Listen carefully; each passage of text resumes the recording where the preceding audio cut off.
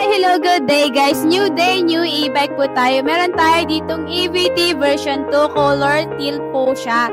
So, naka 2,000 watts na po siya and then yung battery niya is 6020 na po. Papakita ko po sa inyo yung kanyang features. So, ito po yung kanyang panel board. May nakalagay pong P, ibig sabihin po niyan, park po. And then, ito yung kanyang mga buttons. Meron tayo ditong high and low, signal light, busina, and yung reverse po niya. Sa kabila naman po, nandito yung ating speed selector, switch ng ilaw, hazard, and park. Ito yung kanyang susi, guys. So, meron po siya remote control and duplicate ng susi. Anyway, meron din po siyang top box dito, and meron din po siya sa ilalim na box. Yung compartment niya, pakita ko po sa inyo yung kanyang compartment. Open po natin siya. Ayan po yung kanyang compartment. Kung meron po kayong helmet, kasya po ang isang helmet dyan.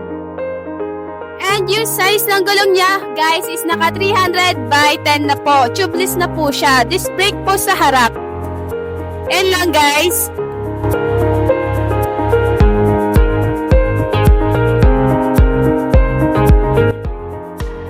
So, ayan guys. For only 32,000 cash, makukuha nyo na po si EVT.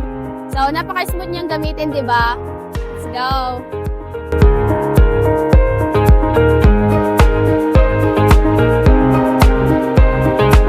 Ayan guys, ganyan po siya ka-smooth. Kaya ano pang hinihintay nyo guys? Avail na po sa aming Facebook page.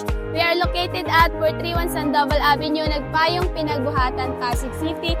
Or tawagan nyo lang po kami sa aming number. Ayan lang. Thank you. Bye-bye!